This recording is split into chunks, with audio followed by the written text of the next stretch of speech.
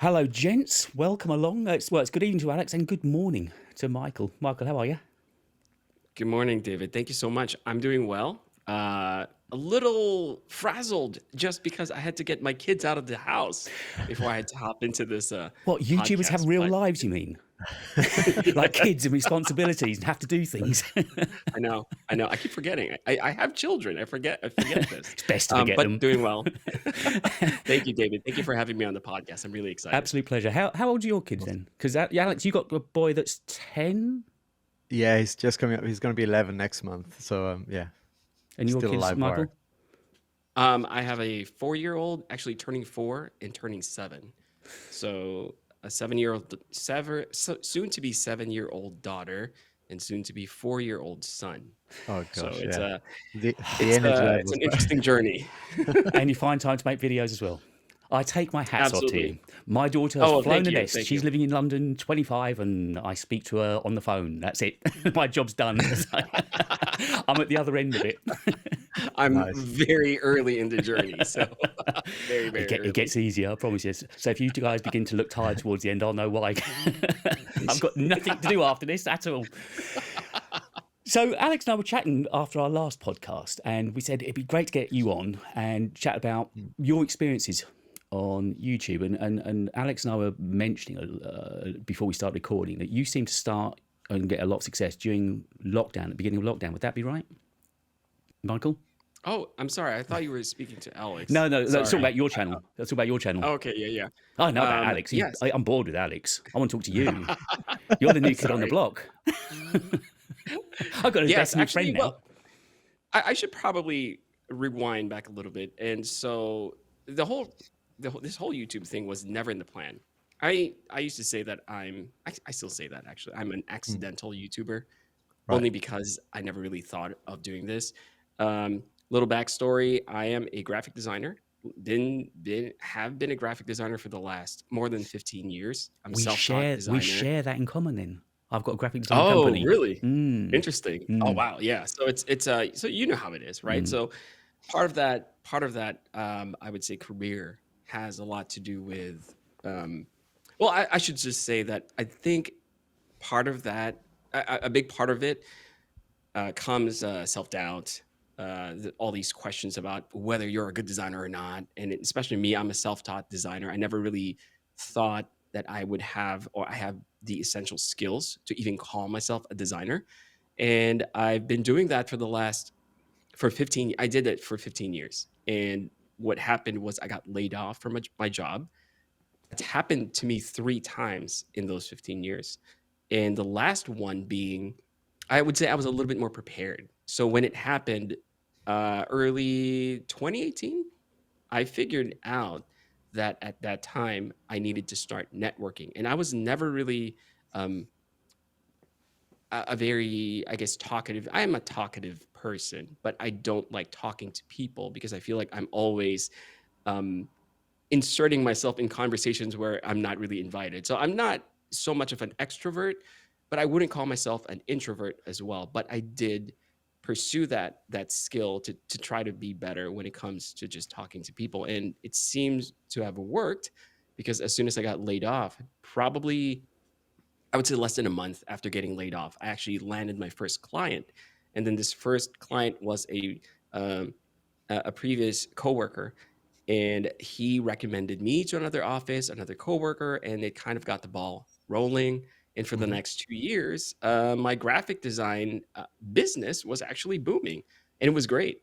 But I've throughout the years, I've learned not to get comfortable because as soon as I get comfortable, that's when I become complacent. And when Mm, I'm complacent, there's no more growth. So if there's anything that I've learned from my entire journey, it's just that to always seek growth, to find ways to elevate myself, my skill, whatever it is. But the point is to always keep moving. So it just so happened that after about 2 years, we had this thing called the pandemic, and all my clients went away. And so after they all went away, I was actually not so much as afraid. I wouldn't say I was prepared because no one was prepared for it, but mm, in my mind, I knew what to do. So since I didn't have any other graphic design clients or work to do, I decided to work on myself and I started taking more photos. I started to make more videos. Actually, at this time before the pandemic, I started my Instagram account and I really just wanted to share the progression of my home office. This was 2018. It wasn't such a big thing back then, and I was really surprised to see how much it resonated with people because I actually wrote something about this a few nights ago where I talk about uh, I guess society in general is just used to this whole concept of being in a cubicle, and you sit in a cubicle and they expect you to do good work. And for me, especially as a designer or a creative, it's very hard for me to just sit in a gray space and basically being told to be as creative as possible. So once I got laid off, I decided to breathe life into my own personal space because this was the first time I was able to actually do this and documented that journey throughout Instagram and kind of just grew a following there. But Mhm. as soon as the pandemic happened, um, I think for me, the next progression, since I couldn't really do any more design work, was to just start creating videos on YouTube. And that's how I ended up doing YouTube. So, kind of accidentally a YouTuber. I know it's a long winded story, but that's basically the backstory of it. I But have to say, I remember kind of starting YouTube around kind of just after the pandemic, the 2020, early 2020.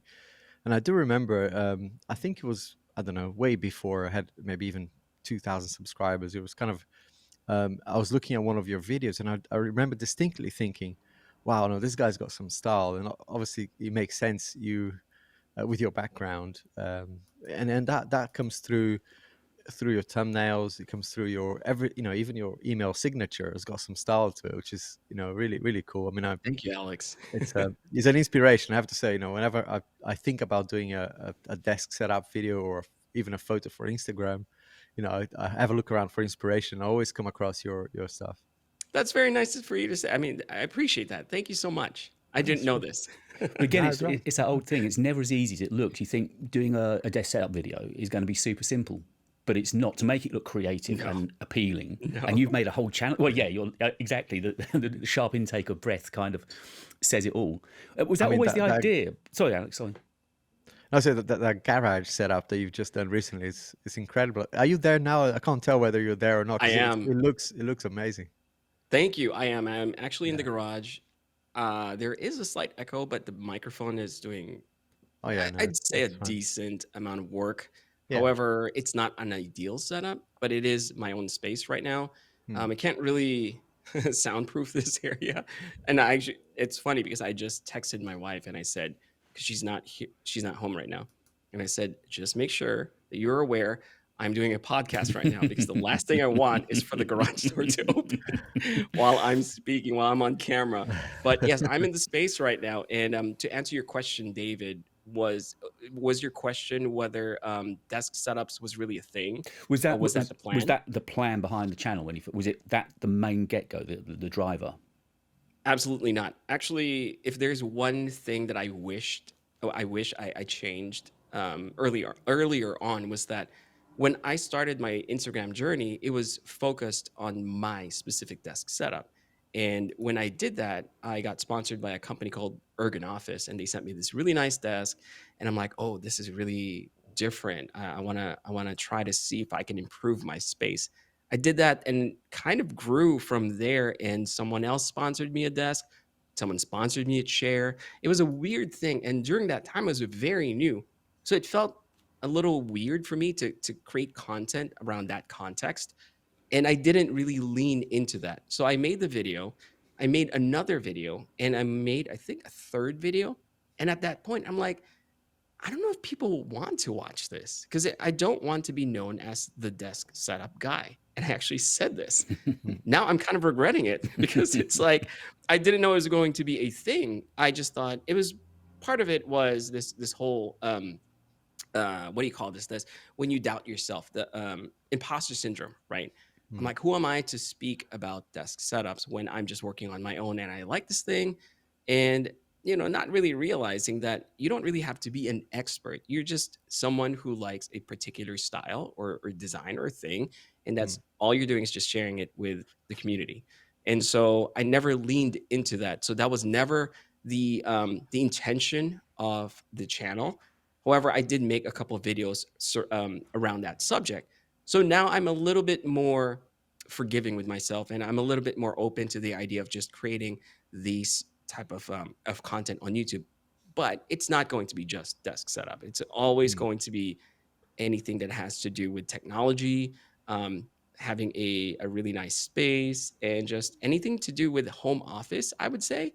Mhm. But I'm open to trying different things, because if there's anything that I've learned in the last few years, was that not to be too closed-minded, like to keep my Mm. options open and to keep exploring. I think that's such a great point. I've been told many times, especially at the very beginning, to focus your content, or some people use the term niching down. And I think Mhm. to a certain extent, I kind of agree, but maybe not to the extreme, right? So of course you can't be doing a video. Well, you can, but it wouldn't work. A video about cooking or about Right. real estate when your channel is more, as you're saying, kind of an office setup or tech in general. But Mhm. I was being told by people saying, no, you can't do a video about Apple one day and do a video about Android the other. Mm. And I'm thinking, I don't know. It's the stuff that I like. I don't like to kind of be too close-minded, like you're saying, Absolutely. to a And I think brand. the important thing is to remember the psychographics, right? Mm, So I always think about this, like, just because I do content surrounding, or I create content surrounding desk setups, it doesn't mean I that's the only sole focus. Like, people who mm, like desk setups also like chairs. So I could talk about chairs. People who yeah, like chairs also like nicely designed. I don't know. They like speakers, right? yeah, So that really, the psychographics is that it's basically realizing that the people who buy the desks also like certain things. They like technology. They like um, handmade objects, for example. They like, and it's almost a personification of the things that I like, and I'm just mm, really trying to materialize that into like content, right? So it's I like desk setups. I also like speakers, and it works well with my desk setup. I like headphones. I have a bunch of headphones. mm. So you are niching Biodynamics, aren't down. they? What's that? Are they biodynamics headphones? Yes, Yes. these are by Dynamics. Yeah, I thought I I love them. recognised them. Yes, I Yeah. love them. It's my favorite. Actually, I was right before I hopped on the podcast. I am testing out these very premium Bayer Dynamics. They're the what do you call it? I can't even remember the name. The Amaron Copper. They came out a Right. few years ago, um, and they're not the most comfortable, Hmm. Mm, but they are the best sounding that I've ever tried. Wireless headphones, bar none. And I'm like, it's kind of blowing my mind, because it's yeah. like, this is an old pair of headphones, but they come from a reputable company. They're not selling just like the other headphones, because of that, but they perform really, really well. Anyway, I could get down into this whole headphone rabbit hole. I don't want to, but yeah. So to your point, Alex, I think it's important to niche down, but it's also totally fine. And I think, personally, I think it's smart to diversify the content but it makes sense, right? It makes sense Yeah. for you to talk about Apple products and Android products, because these are the things that you use yourself, which Yeah. means you have real input, you have real opinions on these products, and you're just finding the people that like to watch and listen. I always like to think about it as, when I'm creating videos on YouTube, it's like I'm presenting to my friends, right? The Mm, friends that I hang out with, the friends that I speak to, they're the people who are always interested in the things that I have, right? Or I'm interested in the things that they have. Like my brother, he's very much into bikes. I talk to him about bikes and stuff. mm. And it's just like, it's a natural way to start a conversation, because I'm Yeah. interested in it. They're most likely going to be interested in it. Yeah, and I also think that as a creator, I mean, some people are different. Some people actually like to say, actually, I'm going to focus on this thing and I'm passionate about it and I'm just going to talk about it until the cows come home. Yeah. I'm a little bit more. I can get quite bored quite quickly talking about tech, and and I and I and I think like we all start YouTube, well, I'm still not a full-time content creator, so I use YouTube almost as a bit of escape. And if I find myself seeing YouTube as something that, oh, here we go again, I got to do it, almost like work, it won't work, right? I think I Yeah. I also like, and I think it's important as a creator to have that escape and use it for a bit of fun and talking about gadgets, whatever they are, right? Talking about desk setups or whatever. I think it's important not to be too, yeah, as you said earlier, close-minded. Yeah, no, Are you full time yet, sorry, Michael? David. Are you full time I yet? am full time. I You am are. full time, and I was As of just how long gonna ago? since I would say since the pandemic. A Yeah. purple patch for YouTube. Yeah, it's such an interesting journey. Not to say I don't take graphic design clients anymore. I do, but I'm very selective, and I'm totally okay with that because I honestly don't have enough time. And that's the thing that I was going to say.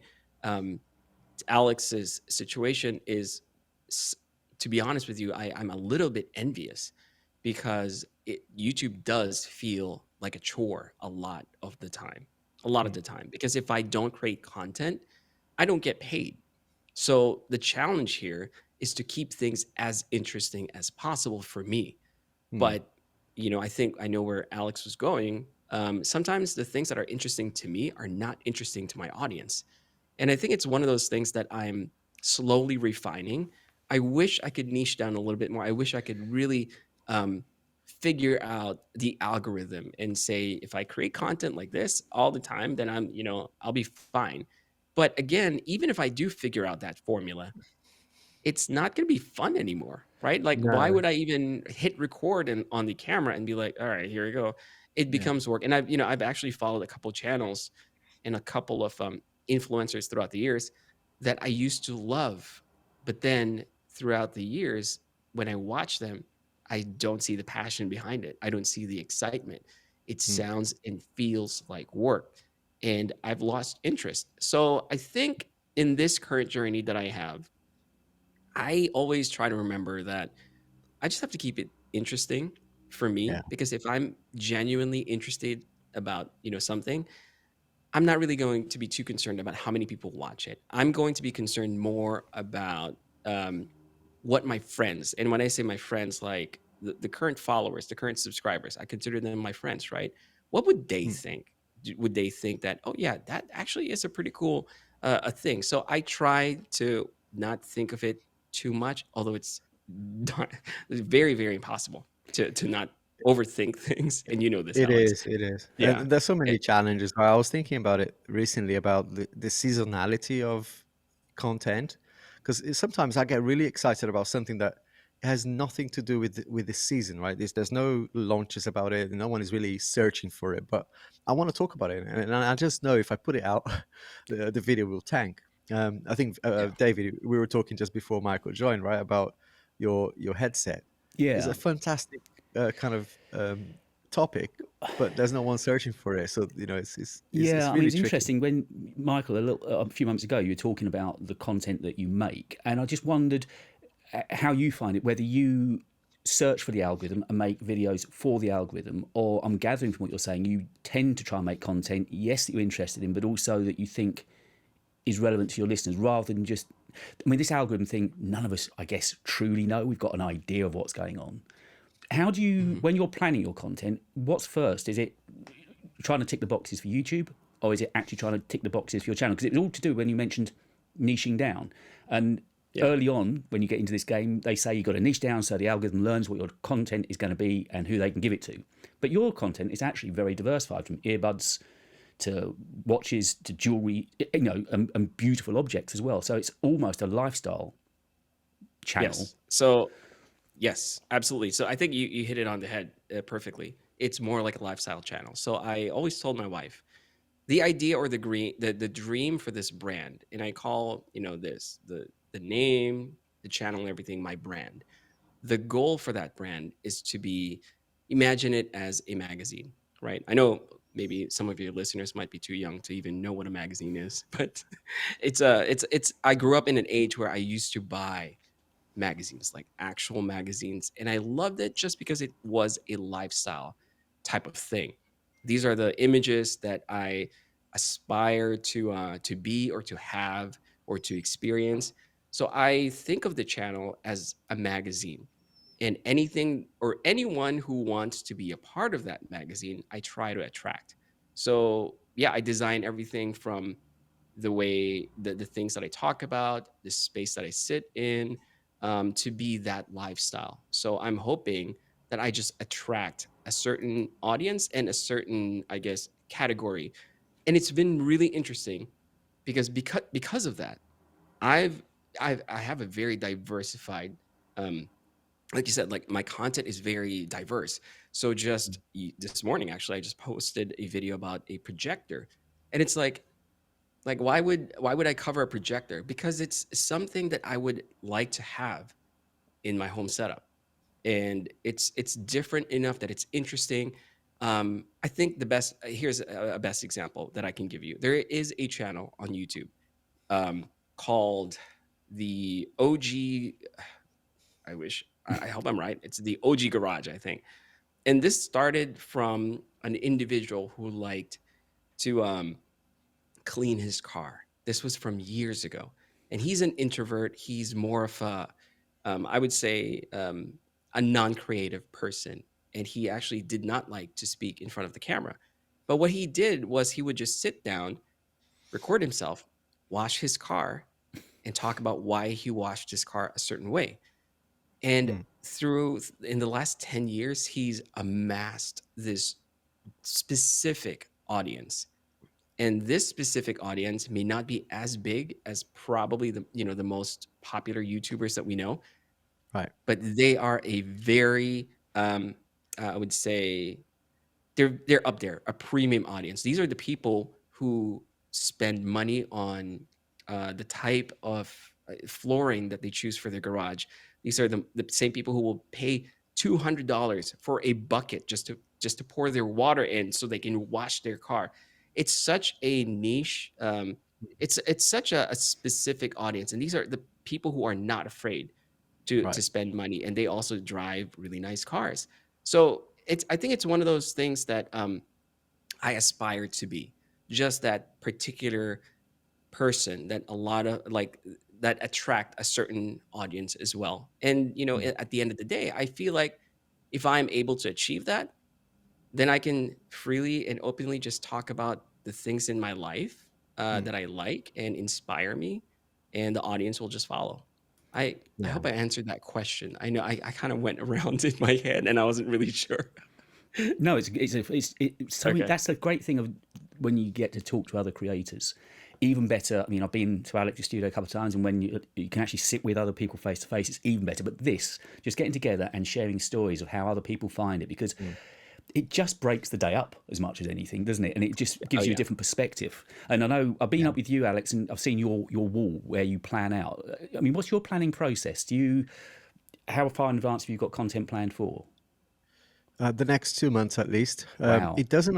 I like to have a plan, but as we've just seen in January, a great example of being flexible and being able to and being prepared to drop things last minute is a thing as well for me, because someone like a company like Apple or Samsung may just launch a product out of the blue, like Apple did in January, right?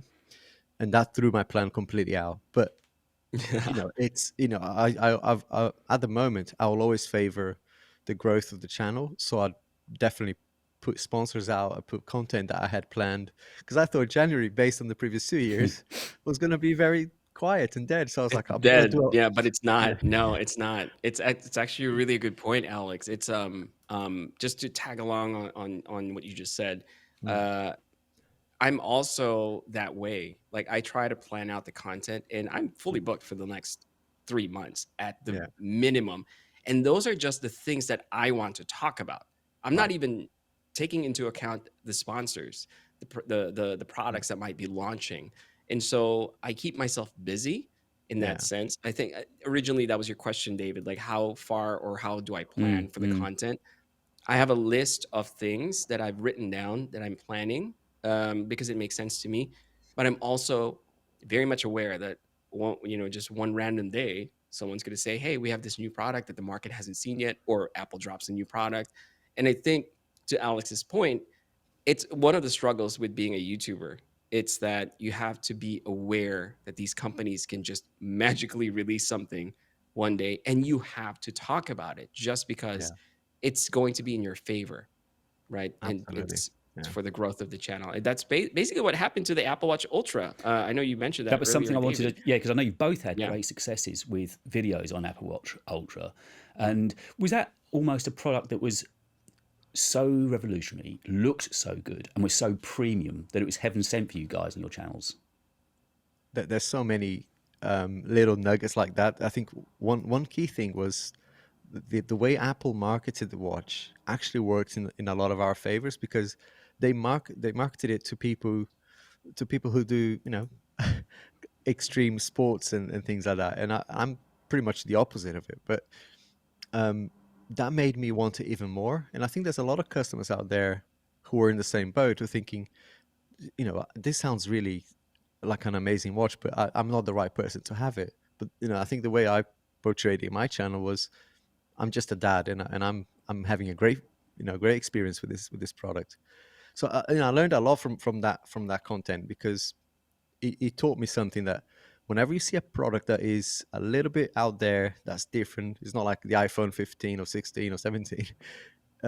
There's good opportunity there for content, because it's Yes. not the same, and you're always going to have a different take to the bigger channels. Whereas with products that are more, every year you just see a minor upgrade or a minor difference, your advantage as a smaller channel is not as great. So I think I learned a lot from that. I don't know, Michael, Yeah. what you took away from that Apple Watch Ultra, because I'm loving that. Well, you No, said actually, much the that same, actually, didn't you, Michael? That again, you said you're not an outdoor sportsman, you're not the big outdoorsy type, no, and no, and yet you're still loving. no. Like if I ever mention physical activity, if physical activity and my name is mentioned in one sentence, all of my family and friends are going to start laughing. They know this. I know this. I'm just not that guy, but I am a person who loves watches ever since. I've always loved analog watches. And so to me, I've said this in the past. I have the Apple Watch Series 1, and I still have it. I bought it when it first came out, and I stopped wearing it. And I said this in my Instagram post years ago. I said, I'm not wearing my Apple Watch Ultra, I mean my Apple Watch anymore, because I love it so much. Meaning it's so convenient to wear, that I've actually given up wearing all my other watches. And so I stopped wearing it, and I put it on my shelf. But then the Apple Watch Ultra came out, and I'm like, oh, I think this is the time again for me to try it out. I know I'm going to love it right away. I know I'm going to love it, but because it looks so different. It Also, I'm looks all great. about it looks great. Like I'm all about it's funny for me to say this.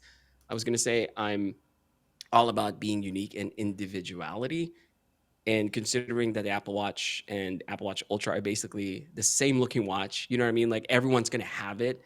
I think the Apple Watch Ultra was just a little bit different enough from, I should say Mm. more, it's a lot different from the regular Apple Watch, that I felt like it's going to be unique to me. So I bought it without really, here's the truth. I didn't intend to buy it so I can make a video. I thought it was just really interesting. I wanted to try it out, and I bought it. And I got it actually late in the game. So I think all the videos came out a week prior, and I was on vacation. I was in Hawaii with my family, and I was actually kind of bummed out, because I'm like, I wanted to try this out, this watch out at the beach, while I'm Mm. swimming with my kids or whatever. But it never happened. So by the time I got back, that's when I got the watch, and I used it for a few days. And I'm like, this is actually really good. And I think after another week, that's when I started to think about the video. I'm like, let me make this video. And I was just going to say that what Alex said is very true, because it goes against the grain with the rest of the popular watches. People are interested in it, and I think Apple was correct with assuming, basically marketing it to extreme Mm. sports or whatever, people, adventurers, because they know that the average person is still going to going to want to try it out. So they're trying to be controversial. I think they're trying Yeah, to be absolutely. controversial in that space, and they definitely drummed up a lot of interest from people, because now, in the beginning, I feel like it wouldn't be selling so well if not for people like Alex and me, who just are not the demographic for the Apple Watch, but we bought it, and we think that it's amazing. And I think that generated it's the question that a lot of people are asking themselves, right? Like, Yeah. I want the Apple Watch, but I'm ashamed to buy it because I'm not an athlete. But look at these people, they talk about it and they really love it. And that's why in my video I basically say, you buy the watch because you want it. You like the Mm. way it looks, you like the way it functions. I mean, I have other watches that are diver watches. I've never gone diving in my life. Actually, I've done it once. Um, it's just an aspirational thing. So I think they were correct to market it in that way, and I think that's why the video did so well. And just Yeah. before And I coming on think to I think your, from a sorry, sorry, go- before coming on to your video, Alex, just one thing I wanted to mention is, I think I was listening to maybe the Vergecast. It was a podcast I was listening to, and they said they were glowing about the Apple Watch Ultra. They said they've kind of missed 50% of the demographic. It's not really for women. And I was wondering what are they going to do about bringing out, because it's just so large. I think on a woman's Hmm. wrist it would look very ungainly. So I'm just wondering how they're Yes. going to attack the idea of well, I mean, I can't call it a woman's Apple. I just wonder how they're going to address it, because it's kind of, it needs addressing, doesn't it? Because women are saying, well, we haven't got the version that the men have got. Yeah. Yeah, yeah. Now I got a couple of people saying the same in my comments actually. Yeah, they tried it even because they liked the way it looks, but they said yeah, it was too big for them. But what I was gonna say is the other aspect of it from a content perspective is the fact that it is like almost unattainable and hard to get, but they priced it in a way that it makes it possible, right, for a lot of people to buy. Also drew a lot of attention from from people who wear a Garmin and whatever, and even if they don't want to buy the watch, they want to have a look at what we're saying about it to then say Hmm. I've got the Garmin whatever and it's better. From a content perspective, YouTube loves that. I mean, I think the algorithm is one thing that I learned from that Apple Watch Ultra content is that the fact that you're attracting an audience that never have come and seen my iPhone reviews or whatever, they usually go to sports channels and whatever. That is great for growth because YouTube probably thinks, the algorithms probably think, hang on, why is this channel attracting this new audience, let's show it to other people. The channel grew, in 3 years it was the most it grew because of that content. And Hmm. unlike Michael, did you actually buy the watch purely for content? Or again, did you buy it because you just liked the watch and the content Yeah, was. 100%. Yeah. When I watched the event, I was a little bit not sure, but it took me a couple of hours thinking about it and thinking, nah, yeah, this is going to be a views magnet. So I'm, I'm not going to see and say, no, I really like the watch. Because my previous Apple Watch was a Series 5 and I never saw the reason to upgrade.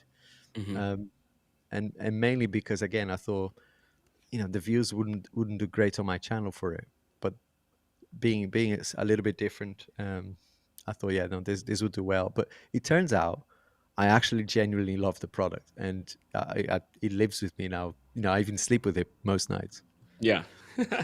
Yeah, I mean, I haven't got the Ultra. I recently got the 8 in the last year when they brought it out at the event in September. I joined in with the 8, and I'm an absolute convert to Apple Watch now. I don't think it'd be long before the Mm. Ultra's on my wrist. If I can get YouTube to pay me a Hmm. little bit, then I'll buy one. But I'm sort of Right. waiting for that. I think I that keep making these stories saying, I won't buy this for the channel until, and I've told lies on every single occasion. It's like I keep on buying it's things and it's trying to make it's it. a real struggle. It's a real struggle. I think it's funny too because like when they announced it, I remember I think I did a live stream. Did it like I don't even remember when they did that Apple event, and I was live streaming with two other friends, three actually, and we were talking about the Apple Watch Ultra, and everyone says, "Oh, I'm not going to buy it; it's too big," or "I'm very perfectly fine." I was the only one who was excited about it. I'm going to buy it because I wanted to get it for myself. Now all of them have it, so I think the point is there is going to be that people, right, like that sample of people who are quietly just kind of like defying the things that they like, right? They're like, for example, the people who are actually athletic or who are athletes, who are adventurers, they already know what they want from their watch, from their Garmin. Actually, Mm. most of the people that I talk that are in that space, they don't really care for the Apple Watch. They're like, oh yeah, it's an impressive device, but they don't really care. They what they really care about is the performance, and that's why Mm. they stick with their Garments. because Yeah. this, the garment, mine can last up to a week without having to worry about anything. It has all the things that I need to track. And that's why I know that Apple knew this. They knew this, that they were not going to convert all these people. But Mm. what they want is they want to elevate the rest of society to be in that level. Like, oh, I also want to feel like I'm an adventurer. And so they were really appealing to those type of people. Like if you think about the MacBook Pro, for example, Mm. right? The MacBook in itself is a good device. I knew actually a family member was in college a long time ago, and he would buy the highest spec MacBook Pro just to write blogs. I mean, he definitely doesn't need it, but he feels like he gets a lot more experience and also status from buying the pro version. That's why it's called a pro. It's supposed to be for the pros. But a lot of the people who are buying products, first of all, because they're expensive, but if you have money to spend on Mm. the Apple products anyway, you're going to go for the highest, right? The highest trim, or a lot of the people do. And so they don't need it. We don't really need it. I don't really need the Apple Watch, but it's again, it goes back to aspirational. It goes back to like having the best. I always Mm. try to think of it as like if you buy a car, do you buy maybe where it's all different for people, but for me, if I buy a car, I don't go for the base trim. I want to add on like these little other what we call this, like options, right? Like the features, because I feel Mm. like I want to get more out of that experience than just the basics. Although both cars can take me from point A to B, the air conditioner works and the radio works, right? But I Mm. want the nice things, and I think that's what Apple has always been doing with their marketing. Is they're slightly improving some of the things. Do you really need it? No, not really, but you want it, and that's why people Yeah. buy it. Which Yeah. actually, Yeah. I've just subscribed to your podcast early on today, the Coffee with Creators, and I was listening to Oh, one thank you. when we were getting ready, and you were talking about being at CES, and Sony have collabed with Who is it they've collabed with the car? Honda. It is Honda, isn't it? Honda. Yeah. Yeah. It just Mhm. tied in very neat to what you're saying then about the whole aspirational lifestyle, because that's, as you mentioned on that podcast, it seems a very weird melding of brands. Sony and Yes. Honda. Sony have Yes. always been kind of at the height of their game. I'm not saying Honda aren't great cars, but they're Mhm. not necessarily an aspiration. I'm trying to be careful how I put this, but you know exactly what I'm saying, don't you? They're not one of the No, cars yeah, that they're not. on the bucket They list. are the people's car, right? And I'm actually a big fan of Honda just because they're not expensive. They're one of the most reasonable, sensible vehicles that you can get because you get more for the money, right? And I think it makes sense that they partnered, first of all, because Sony doesn't have the infrastructure to actually make the cars. So it's almost like Honda is benefiting from the branding that Sony has, and Sony is benefiting from the manufacturing's perspective, right? That Mm. makes sense to me, and I think this is going to be interesting because I feel like one day Sony and Honda is going to be one company. Just I'm just thinking about it because if you listen to, I think it was Decoder. Was it Decoder by Nilay Patel or was it the Not Vergecast? I sure. can't He remember. makes me laugh. But I love listening to Nilay. yeah, I know he's my favorite. But he interviewed the CEO of Mercedes, and Mercedes doesn't even consider themselves as a car company anymore. They call themselves a technology company. So even for Mercedes, the premium of like the premium um, normal cars, Mm. um, they have that foresight. They know that cars are going to be household technologies. Technology. It's just something that people buy on a regular basis. So I think that's what Sony and Honda is doing, um, or at least that's the vision. I'm really interested. I'm really excited because I love cars as well. Mm. But actually, I was just going to ask Alex, have you considered attending CES? Because it's a great event. I think you would get a kick I, out of it. oh yeah, definitely. I attended the virtual one in 2020. I saw the opportunity there, but it wasn't. Yeah. Yeah, it's not the same as being in Vegas and meeting Yeah. people. I'd Yeah. definitely. It's on my bucket list for sure. Okay. Yeah, yeah. David, if you can, I definitely highly recommend it as well. Yeah, It's something else. now my feet are sort of firmly dipped into this pool. It's one of those things I'd like to experience, because of course you were there this year, weren't you? And was it back to its Yes. full pomp? Was it as good as it had been in pre? Or this wasn't your first CES, was it?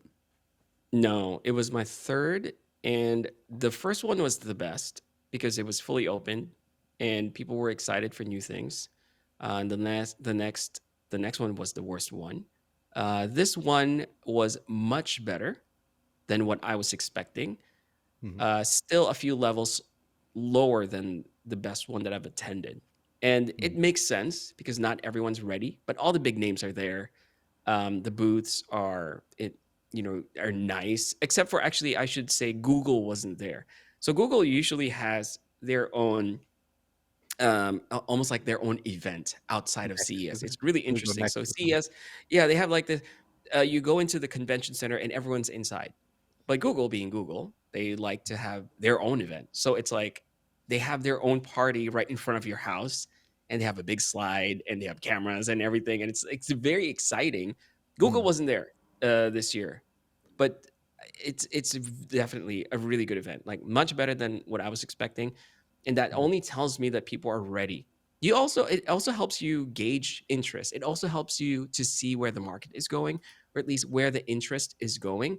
mm, But I think my biggest takeaway from a CES event really is that's your opportunity to network with the brands. And so for creators, I highly, highly encourage this. If you're a content creator, you have to try to attend CES because this is where you shake hands with brand managers, with PR people, and mm, you will be surprised at how many companies come out there and they have no idea what to do because their goal is for people to talk about their products or their services.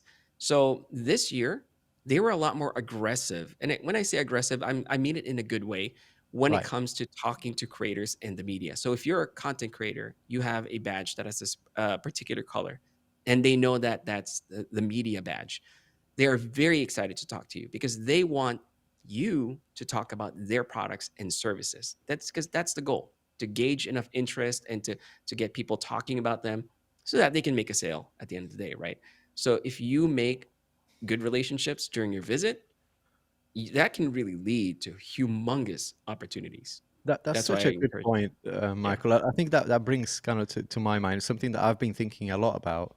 Obviously, as the channel grows, I'm very conscious of the content that I put out and the brands that I try to associate with. And whereas, in the past I may have just, accepted a lot of things, I'm starting to get a little bit more aware that it's a relationship, right? We're not Yes. here for for a little like get rich and Yes.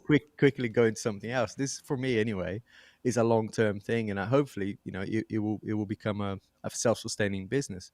But that that element of the brands seeking out creators more aggressively also tells me that the audience is more valuable, right? So I think as a Yes. creator, we have to protect that and make sure that that we're you know dealing with the right people, and because there's so many, we get daily emails. I'm pretty sure, Oh Michael, you're yeah. the same, right? That I follow your Twitter, you and Patrick, and it's like I see the emails. I'm like, oh yeah, they also emailed me. It's hilarious. It's hilarious because, and I think a lot of people have not realized this yet.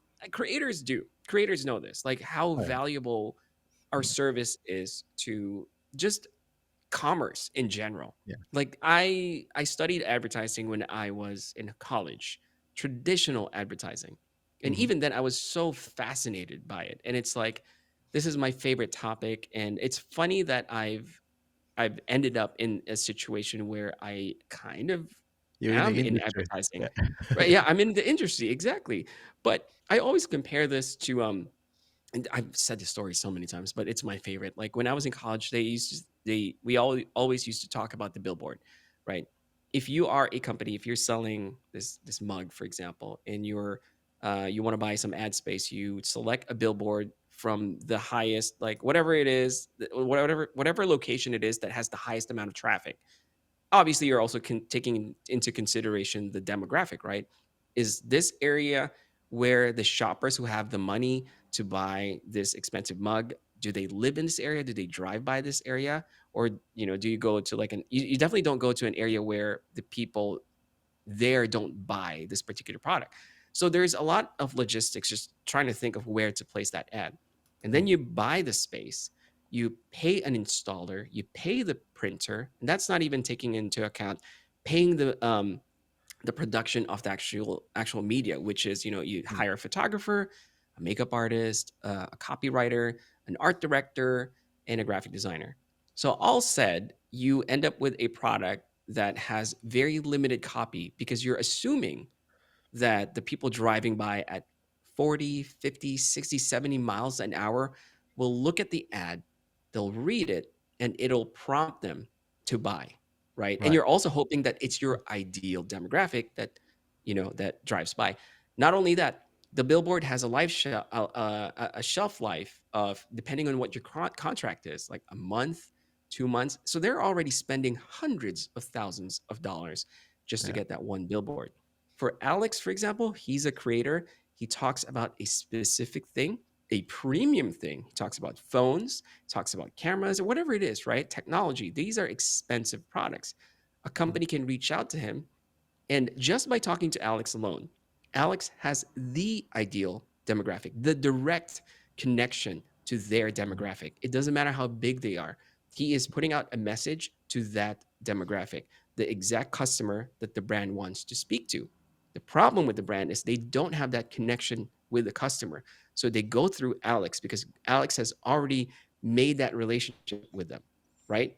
So it's very Yeah. insulting for brands to reach out and say, hey, for this keyboard, it costs $200. This will be great for you, whatever, blah, blah, blah, blah. To your point, Alex, earlier, you have to protect your audience from these type of collaborations. 100%. You know, it's one of those things that people know. Companies know this. They just hope that we don't know this. So the creator economy, I know I hate that buzzword just because it's everywhere now, but Yeah. it's the next step for advertising. It really is. And I 100%. saw it fully at CES because the brands are excited to talk. They don't have to hire an agency anymore. They just hire you, but you have to realize how much power or how much opportunity there is from your position, Yeah. and you price yourself. You price yourself the way you should, That right? was Like, and something it's that I very was just important. Yeah, going to mention. Actually, I very know important. Alex and I have chatted about it. Is knowing Yeah. the value of your brand, and as you say, you've done all the hard Yes. work for these other brands. You've done finding the Exactly. audience and the reach. You've done the demographic search. You've written copy essentially when you've scripted a video. So you've done all Yeah. that work for them. For them to come to you with an insulting offer of what your value is, and obviously the thing Yeah. is, once you've sold cheap, there really is no going back. Then is it? Your brand is suddenly devalued. Yeah. Yeah. Also, like the most popular thing, the counterpoint that they would have is, oh, you only have 100,000 subscribers or maybe 20,000 subscribers or whatever. None of the Yeah. things that I've said had anything to do with the subscriber count because your content Exactly. is always evergreen. Like you post it out there and the algorithm can pick it up today, tomorrow, A billion next year. people It could doesn't watch it. matter. Yeah. Yeah. Yeah. Anyone can watch it. It doesn't matter how big or small Yeah. your following is. It doesn't even matter anymore. I think I think the more creators that start to think like that, the better it will be for creators in general, because it's a problem, right? When we're, giving ourselves value, we see it as a business. I mean, you're a full-time content creator, so we are protecting ourselves as well and making sure that this is sustainable. Yeah. But then, when the brands know that they can go to channels, and sometimes I've experienced it, channels even bigger than mine will accept some of these freebies, and Yeah. that doesn't do much for the creator. I think that there's obviously a balance, right? When you're starting out, I think it's important to accept, and I've been there myself, right? To say, Yes. actually, for the growth of the channel, for the growth of my skills as well, right? I need to learn how to make this stuff. I'll accept some stuff, and I will say yes to a lot of things. But I think after that, when you're becoming a little bit more, people come back to your channel because they trust your opinion. Then you got to be a little bit more careful, and like you said, value the Absolutely. work as well. 100%. 100%. And just to clarify, it doesn't mean you shouldn't accept free product. What I'm No, saying is you should know the value of what you are offering, because I still get free products. And actually, that's another topic I want to very briefly talk about. There's no such thing as a free product. yeah, Absolutely no such thing as a free product. Everyone who accuses me of saying, "Oh, you just got it for free." Like, what are you talking about? I never get anything for free. Free means that you get something without no expectations at all. But if they're Yeah, sending me this and they are expecting me to create content, to work, to write, to that's not free. film, to edit, that's not free. That's work. So they're Yeah, paying me with the cheapest amount of money that they can offer. Nothing is free. yeah, So, but also to what you just said, Alex, when you're starting off, you have to start. You have to understand that you sometimes, most of the time, have mm, to accept free products in not free. I hate using it. I just say you have to accept products as form of payment for now yeah, because you're yeah, building your portfolio just like a design. When I was a designer, I can't just go to a company and say, oh yeah, $50,000 for this design. Okay, where's your portfolio? Well, this is the value that I offer. You know what I mean? It doesn't make sense. yeah, You have to have common sense at least to understand it. But yes, mm, correct. I think it's just important because it's such a thing that I hear all the time. right. Creators are complaining about getting free products, not getting paid. I think there's just it's just a matter of changing the language because most of the brands know this. They know that they have a budget to spend on marketing. And obviously if they have a choice or an opportunity to not spend as much, they'll go for it. But Yeah, this is our opportunity to educate them, to yeah, just tell and them, "Hey, it's yeah, I so can do this." Yeah. it's so unregulated as well, right? So that's the other thing. Yeah. In a way, I quite like that because it's a different way of doing business, and I prefer to do that sometimes. But at the same time, it allows for brands to, pardon my French, but taking the piss, right? They will go, Yeah, you know, exactly. Yeah. if I I say always no and someone else Mhm. say yes, they will just carry on doing it. Yeah, and that's totally fine. I really don't mind it at all. I Mm, honestly don't think that because person A accepted it as free is going to be a problem for me, because mm. my audience is completely detached from his audience. Yeah, That's yeah, the way I see it, right? Like yeah. he can keep accepting things for free.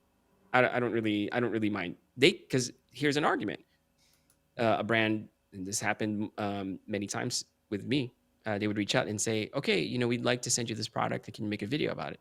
And I'll say, "Yeah, sure. This is what you can get. You can reach this audience." I'm really excited because I've never really tried this product before. My audience is going to be excited to watch it. Um, it'll take this much for me to create this content, and all right, do you have the budget for it? And they'll say, why are you so expensive? We've worked with a channel that has 1 million followers and they don't charge us. And Oh, my I heard response that. is like, you're more than welcome to work with them again. Yeah, You know what I mean? There's a reason why they're reaching out to you. It exactly. doesn't matter if they've given free products to other people. They're still reaching out to me. Then Yeah, if follower count is what matters to them the most, then why are they talking to me? Right? That's yeah, how I see it. So I think it's just their marketing thing, right? It's yeah, especially agencies. This is where we have to be careful. Brands don't very rarely represent themselves anymore. They go through agencies, and this agency A, will talk to agent to brand A, and they'll say, "We can create this campaign for you for X amount of money," right? So they mm, give that big lump sum of money to the agency, and the agency is going to be like, "All right, how can we spend this money wisely? Let's try to give out free products instead so what you're just trying to do is trying to get a bigger piece of that pie, basically. And yeah, it's sales and marketing and everything. It's nothing really bad about it. It's just yeah, the technique, I think, and just learning and going back to making relationships. I think the better your relationship with whoever you're talking to you have a better chance of getting paid a lot more. yeah. Yeah, that's a great point. It's almost like you've been reading my emails because that's almost on a every other day you have that conversation, right? So, Right. Yes. Every single day. Most of yeah. the time, I just delete them now because I don't have the time. Yeah. And just going back to CES for a moment, there was something just Yeah. crossed my mind. I was writing the blog earlier on today, and I was talking about the HomePod that's coming, and the link there is what was the drive at CES for Matter, for Thread, and for smart homes? Did you notice any kind of major interest in it now? Or is it beginning to get a swell? I think most of the people still don't understand what it is. There is definitely a huge drive over matter, and it's like that's the thing that everyone echoes throughout the event, right? So it's like this is powered by matter. This is powered by matter. But you ask the regular person out there, even the one in Best Buy, walk into Best Buy, talk to any of the customers. Best Buy is like this big box store, right? Technology and everything. It's a retail store, but you walk into this thinking that the average customer that walks in knows exactly what they want to buy, but you ask them, what does matter? They won't be able to explain it to you. So it's there is a big push, there's a big drive. I think it's really just having people be comfortable with that term and understand that it's the best right now, right? Like it's the best, it's current. It's like, for example, I was just talking to the representative from TP-Link. They make Wi-Fi routers. Mm. I even asked them, I said, okay, can you explain to me what Wi-Fi 6 is versus 7 that has this and that and that? And they're like, to be honest with you, it's just better technology. Like they had a hard time trying to explain it. So a lot of it is also just buzzword, right? Like, but matter though. It is, I think, important because it's finally a standard that everyone can just try to apply to all of their products moving forward. I'm probably the worst person to talk to about smart home products because I'm learning it myself. But Same. in a nutshell, matter is what matters. And as long as it's supported by your device, that's a good thing. Less lag, more it's a lot more stable, and it's just better overall than what we've been using for the last how many years. We've been flip-flopping between I don't even remember the different types before. But And yeah. if my understanding of matters right, and like you, I'm very much learning. When I wrote the blog today, I was doing a lot of fact checking, but it's kind of the idea that you can mesh together different manufacturers. You don't have to stay within Apple, or you don't have to stay within Exactly. yeah. So everything should work together now. That's the idea, isn't it? Right. Yes, because the problem before is we had different standards. We had Matter, we had these different companies were all betting that that standard that they're setting was going to be the standard overall. So I'd like to think of it as like, remember when VHS and Betamax was a I was thing? just thinking of If your Betamax. listeners are much younger than, yeah, I don't know. Anyway, but Betamax and VHS were a thing back then. And they were both hoping that the standard would be, what they had. So that was the battle, basically. Eventually, we ended up with DVD, and DVD is essentially Matter. So that's like the standard. Everyone has a DVD player. Most computers could read it. Most players can read it, and even games, right? So that's how I would think about it. And so now all these companies and products can now just manufacture that one thing that Matter supports. And just driving back, actually it's a pun you'll understand in a moment, to what we were talking about Sony and Honda. Apple Car, talking about aspirational products that would be perfect Yeah. for your channel. Yeah. Do you think it's likely? I mean, the stories seems to be at the moment that it's happening, but it's no way going to be the car that they hope, the fully automated car. That's just the androgynous car. It's not going to happen. That they've got to have some form of human input still. What are you hearing about the Apple car? 'Cause it just sounds like it'd be heaven sent for your kind of lifestyle channel.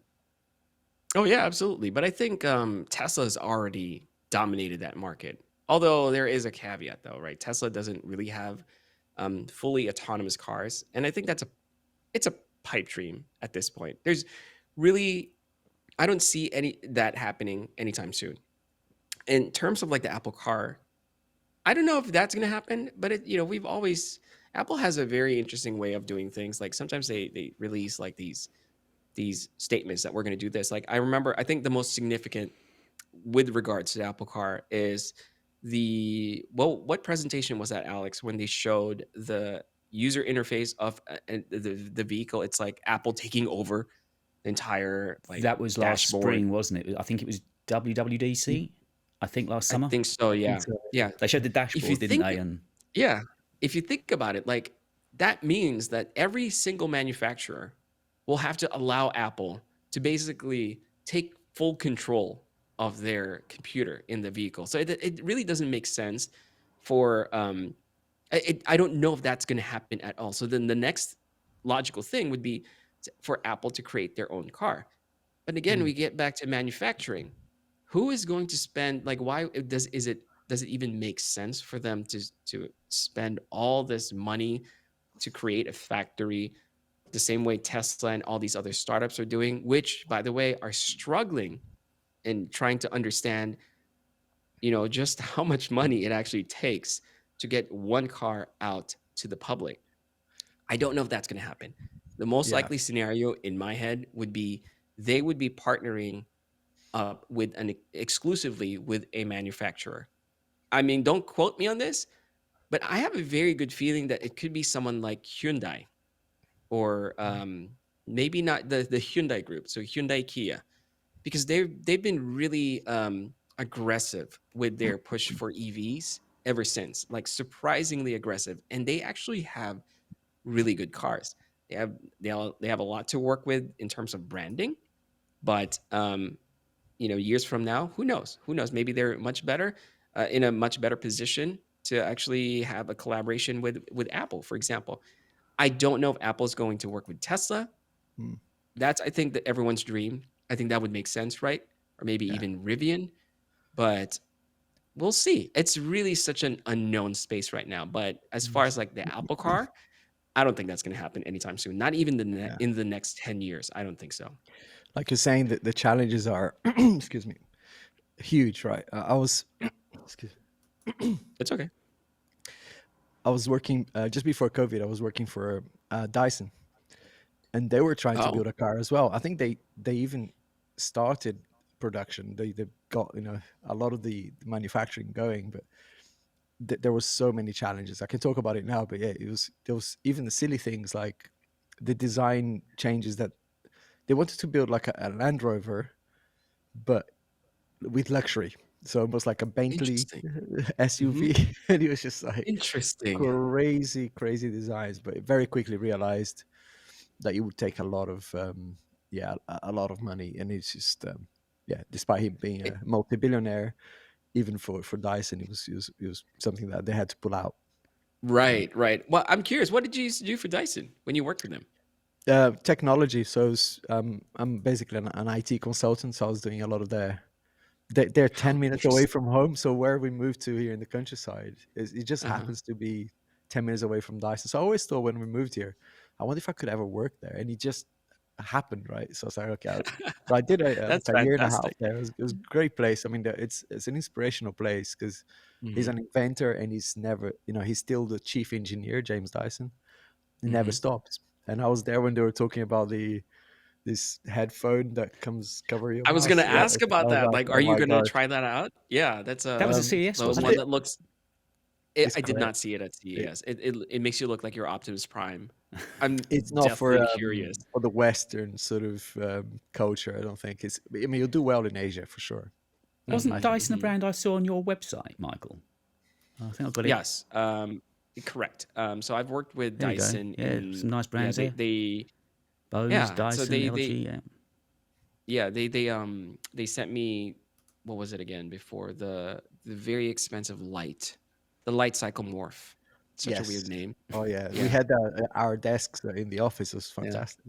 It's a great product, but it's such a niche product. I have the big one, the the floor lamp, that Yeah, version, and I've moved it around so many times, and I still love it because when you detach the thing from the base, it's so light, and yeah, it's just so smart. Like when people walk in, they're like, "That's an interesting looking light." I'm like, "Yeah, you check it out," and it's really really cool. So yeah. I love Dyson.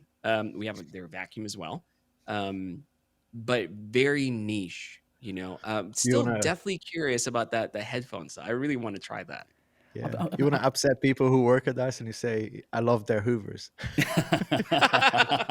Yes. Wanna I know say we that. still call it that, don't we? Even after all this time, we still call it that. They're definitely a thing now, those headphones. I think, again, it was on The Verge. I'm sure I was looking at their website Yeah. and they had hands on Hmm. using it and they were giving it a full teardown. So I'm sure it's actually a thing now because, of course, you remember last year, the press release came out on April Fool's Day and everyone thought, Hmm. April 1st, is this a real thing? And it turns out, of course, it is. I didn't know Dyson was that near to you, though, Alex. I didn't know they were that neck of the woods. Literally 10 minutes. Yeah. Oh, wow. Yeah. There was That something is very cool. and I was just going to talk shop again with you guys. We were talking content a Yeah. minute ago and getting product and the work that goes in behind the scenes that people generally don't see. Do you both of you script? Do you fully script and read? 100%. Yes. I bought an auto Yes. cue at the weekend. I bought an auto cue. I thought I was gonna get away with not writing anything. Terrible, terrible idea. No, I have to script 100%. And script writing, I don't know how long it takes for you, Alex, but it takes me like 2 days. Yeah. Yeah, I'm working on about 3 or 4 at the same time right now. Oh Tonight, my after God. this, I gotta finish my I'm stressing out just content. listening about it. Yeah, it's That's crazy because crazy. Yeah. you've And will you I've got to literally start. read every I dot and start with like breath? a Is that where you go, Alex? If you've typed it, is that what you read, or do you come off script at I've, all? yeah, I've learned, by mistakes because if I watch my videos like 2 years ago, you can tell I'm reading every single word, but I leave gaps, and I leave gaps for intonation as well, so you don't sound like a robot basically. But yeah, I'm Hmm. still learning. I think there's more. Sometimes an idea pops up when you're talking, and you just have to ignore the script sometimes, and in my experience makes it a little bit more natural, and people comment on it sometimes. Where did that come from, that little joke or whatever? And it's usually when I free roll. But Right. I can't do a whole video without reading, or without structure at Right. least. Yeah. I thought I'd Yeah. get away with it because I came into YouTube, Mark, from a radio background. So I thought the talking's the easy thing. That's the one thing I back myself to do. But when you're talking fact, that's an awful lot harder than doing a 2 minute link in between songs. And the video I did this week, which was about the AR VR headset, I was working with a renders artist who's also a massive fan of the whole augmented reality world. And he was giving me detail after detail. And I was sitting here on Saturday morning thinking, I don't stand a hell's chance. I cannot possibly try to record all of this. So I bought an auto cue at the weekend, and they're not. I mean, first attempt wasn't too bad, but damn, they're useful, and it's a way forward. Whereas I don't. When I had no script, I was possibly taking 45, 50 minutes to get an 8 or 10 minute video out. Whereas this week, even first time Hmm. through, I was Hmm. for a 10 minute video, it ended up being, I think I was only recording for about 30. And that was because it was fully scripted. And okay, first time through, I did read to the letter. Yeah. But What you might find easier, because you're quite articulate, and for me, English is not even my first language, right? So it's hard for me to even command the language. I'm constantly thinking of the words. For you, I think it just maybe start with bullet points. That way you don't ramble, but you're not gonna sound like me, stumbling across every single word. and was it you that told me that Marquez uses bullet points? He actually scripts as well. Yeah, Oh, he does he? uses. He writes his script in Google, not Notes, Google Find, I think it Docs. is. No, it's Oh, just the basic. No, I really? read Yeah. his Skillshare course. I listened to that. Yeah, and it was fascinating how he does script, but he uses Google Find or whatever. And did you script from Okay. day one, Interesting. Michael? Oh, Google Keep, I think is the name. That's right. I've heard him talk about Uh, keeping. from day one, no. No. My early videos, I did not script. It was terrible because I would spend hours to just make the intro. Sometimes the intro took me days because I had to memorize everything. And then, like what Alex was saying, like when you read something and you try with the intention of memorizing it, you lose the personality, the character, like the intonations and everything. It's just so weird and robotic. And I'm like, this is terrible. So I started scripting maybe a few months later, but just this year actually, or late last year, I started using a teleprompter because I still used to just try to memorize my lines. And it was a terrible idea because I'm like, let me just accept the fact that I'm terrible with memorization. But there is one channel that I like though, and he talks a lot about um, audio when it comes to like headphones and also speakers and stuff. And his name is Darko Audio, I think. And I don't know if he scripts his his videos, but he's the type of person who will just ramble on and basically just sit down in front of the camera. Sometimes he'll have just like bullet points written down on a piece of paper. He'll just read, like he'll just talk about something and read it, talk about something and like, oh yeah, and then this and that. I think a lot of people also like that because it Mm. feels very natural. So it really Yeah, depends on who you're trying to attract. And again, for that person, he is definitely attracting a niche audience, like myself included. Like sometimes I just want to see what people really think about a product or a service, and I just want to hear their honest thoughts. And with that raw presentation, I get a little bit more of that sincerity, I think. And yeah. so the trick is in editing, just trying to edit out the things that you don't really have to Mm. say. But I guess you just get better at it. as you keep doing it. Yeah. I find that the best performing videos, and you can tell right by the analytics and see when people are clicking off or skipping. The best ones for me are the ones where I didn't read the script. Are the ones that I actually just Hmm. spoke. I either cracked a joke, or maybe I had my son with me and I made something funny happen. So I'm trying to, in every video, introduce a little bit of that. If I've got time, right, I love being comfortable, and looking at the camera now and sitting at my desk is something that I can do now quite easily. But I also find that sometimes it's important to get out of your comfort zone, and sometimes even just moving to this sofa there and just having it at a Yeah. different angle, and just talking a bit closer to the camera. I find, Hmm. or even outside in the car or something, just introduce a few seconds of just free rolling. I think that's Hmm. really. I mean, I wish I had time to do that in every video, but I've noticed that when I do it, it really works. And I don't know if you've Mm. experienced that, or if you've Yeah, dabbled with vlog style sort of content. absolutely. And I was just gonna say, like Casey Neistat did that for years, right? Like Perfect. Yeah. no production, zero production. Yeah. So sorry. This is where I should use my radio technique of filling airtime, isn't it? Just Okay. Sorry. So Casey Neistat did that for years. And really zero production. He would just turn on his camera and just start talking, right? Mm. So it's like there is something about that connects with the audience in a very natural way, because then suddenly their guards are not up.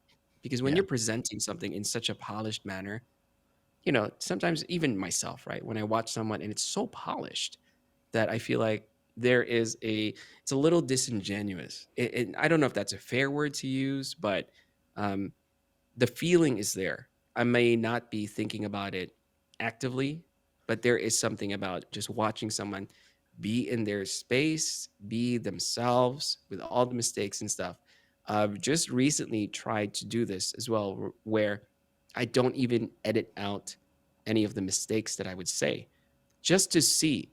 Um, we'll see how it performs. I haven't really posted the video yet, but it's one of those things that I'm trying out, trying to see how I could be a little bit more natural and less polished. So that's a struggle with the designer side of me, right? Like it's like I want to make everything pretty, but it's like there also is a problem where people just think everything's perfect, when it's really not. So Yeah. it's one of the things I'm still learning.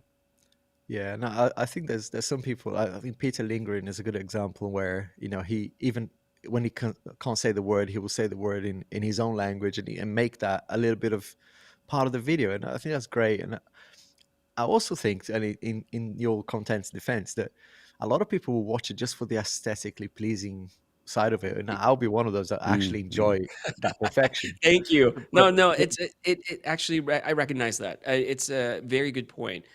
That's really the main reason why I try not to. I try to spend more time because, but like you said, people watch it because they want to have a nice office, for example, and because it's nice, I don't want to make it ugly, right? It just doesn't make yeah, sense. yeah, That's why I tried in the last few videos. At the end of each video, I would have a blooper reel, right. because those are the things That's that nice. that normally happens.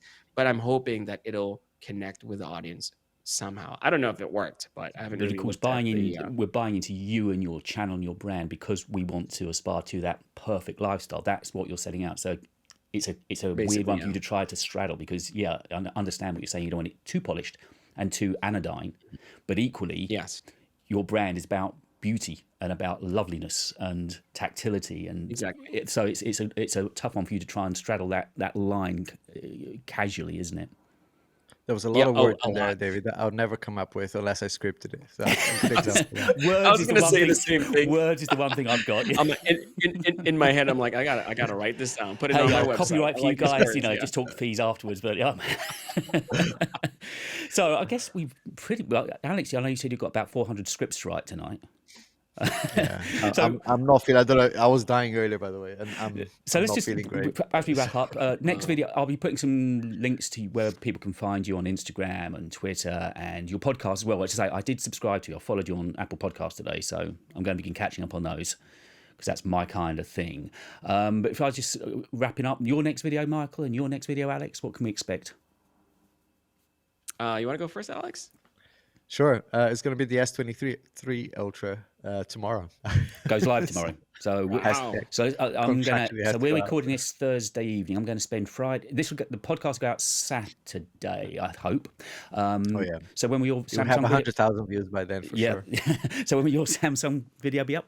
Oh Alex, yeah, is tomorrow. that Tomorrow, Friday. it's gonna be Friday. Yeah, Right. So Friday. by the time the podcast goes up, hopefully I'll put a link to that in here then. And Michael, what can we expect from you next? So here's my list of things that I need to record. And right now, this is just one of many, many things that I've written down. But I'm thinking it's either going to be a feature of my gear corner, which I've just recently kind of finished. A lot of people want to see the organization part of it, like why it's designed the way it is, why I put stuff there. So I think I might make a video on that. If not, it's going to be an update of my home office, which is the one that I've been using for the last how many years, because I've updated it just fairly recently. New monitor, new decorations and stuff. See, it's still the same desk, but a lot of people have been asking about it too. So we'll see which one takes my interest If first. it is the product you- corner, just one more question. What's your cable management like?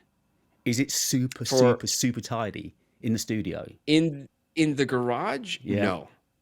no, because the only reason, and it's one of those things that I'm figuring out, because the whole idea for this garage studio setup is that I can move it. So when you can move things, you have to unplug a lot of things. So most of the cable is neatly tucked under the desk, but it's not the best. Like there still has to be a better solution. So no, I haven't really figured that one out yet. I'm still trying though, but it's one of those things I try not to remember until Cables you beat us reminded all, me. huh? Cables beat us all. Yeah. So, guys, I think we can wrap up. What do you reckon? Yeah, that was Yeah. good. Yeah, loved Good it. So there'll conversation. be Thank loads you. of stuff in the podcast notes as where your videos are and where people can find you guys and that kind of stuff. Michael, thank you. Hopefully we can catch up again later in the year. Absolutely. Thank you for having me. I'm Wonderful, excited. Yeah. wonderful Thank stuff. you. Thanks, guys. Awesome. Cheers. Cheers.